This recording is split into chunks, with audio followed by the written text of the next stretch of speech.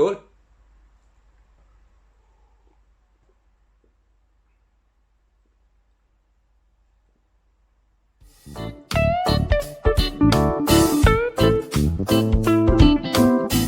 Hello everyone and welcome back to my channel.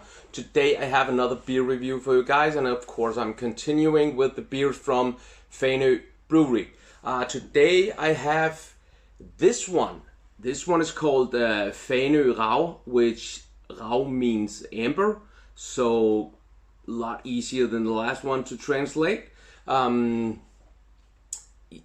a lot of amber to be found on the west coast of Denmark. It's a whole thing. People are really spending a lot of time on looking at this. Doesn't really mean anything to me, but in Denmark some people find this to be a huge thing, so that's why they call this amber. It's probably something to do with the color of the beer as well. This beer is a lager, which is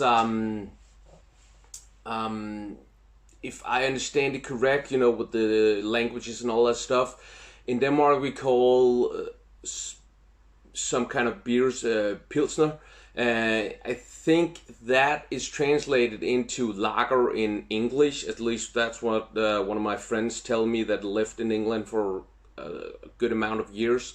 In Denmark, a lager beer is kind of a darker pilsner, so a darker beer. Yeah, just something a little bit about this. It costs around 40 Danish crowns for 50 centiliters, and it is only 4.6% alcohol.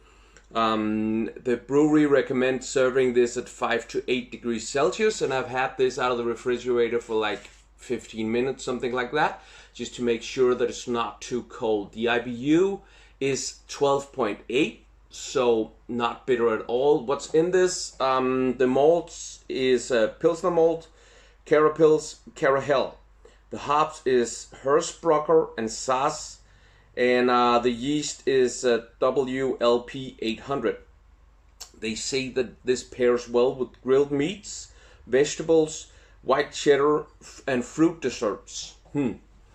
Yeah, don't know what to say about that, but this kind of beer is probably something that goes with a lot of different stuff because it's because of the type of beer. So yeah, but let's jump into it and just nose it and taste it and see what we can find out about this beer.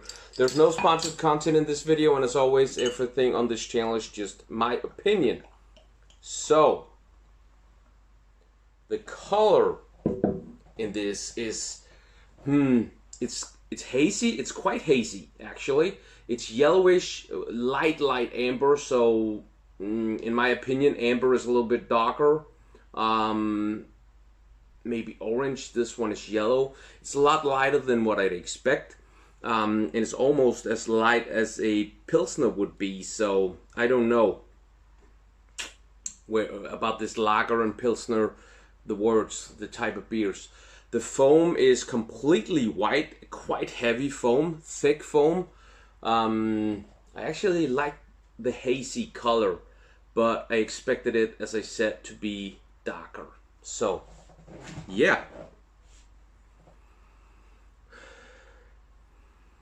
there's some a little bit fruity, a little bit bitter hops there.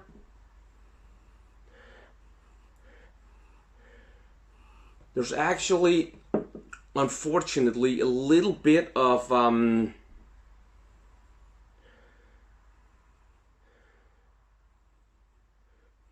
no, there's not. There's not. I just had a kind of a association with some of the not as or very popular pilsners, lagers, but not very good in my opinion, like the Heineken and stuff like that, where the smell is a little bit sour and almost smells like dirty dishwashing water. So, but it was just kind of an association because it's some of the same notes there, but it's not actually smelling like this. It's more the hops bitterness combining with the fruitiness that can kind of make you think this in this regard. So very light, just a little bit of bitter hops and a little bit of fruity hops, and that's pretty much what's there. Yeah, so light beer. both in color and in nose. It's not light in alcohol. In Denmark, that's pretty much a normal beer. 4.6 to 9, something like that is normal for beers in Denmark. Yeah, so it's good.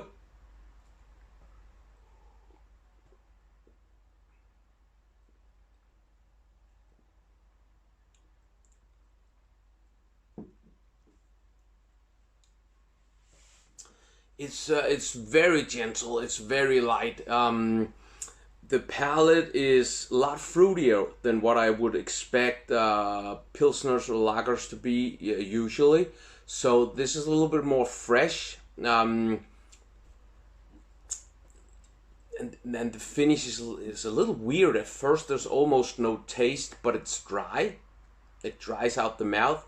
And then, like now, there's a little bit of hops bitterness there, and still dry in the mouth. Not taste.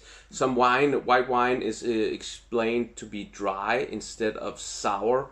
And it's not what I mean. It actually kind of dries out your mouth instead of making it water.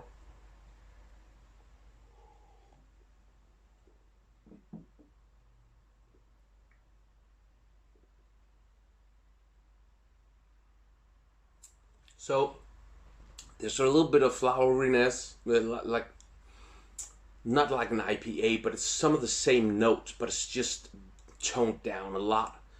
So there's some flowers, there's a little bit of fruitiness, there's some citrus there at the palate. The palate is very light, a little bit of bitter hops.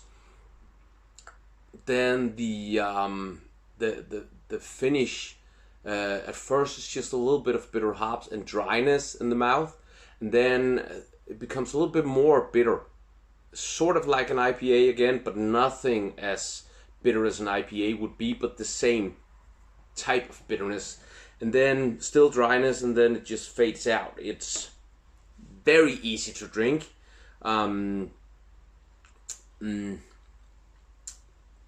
It's not my type of beer. When I drink lagers or pilsners, it's mostly at concerts, at sports events, where you just drink a couple and not pay a lot of attention to the taste, but just having a beer or 5 with your friends, family, whatever. And this one is just this is too expensive in my opinion to be drank like that. So for me, it's pretty good. It's very, very kind of weak actually. It's very, very gentle, very, very light in the taste. So, but where should I put this? It's definitely something that I'm gonna drink. I'm gonna finish it, of course, and I'm gonna enjoy it. But it's not something. The next time I'm at Fanø, I probably won't be buying any of these because there's just too much other very good stuff that's a lot better than this for me. So, but I will be putting the Fanø Amber at a 6.5 because it does taste good. It's just too light for me, and for me it kind of falls out of the what this kind of beer is for me used for.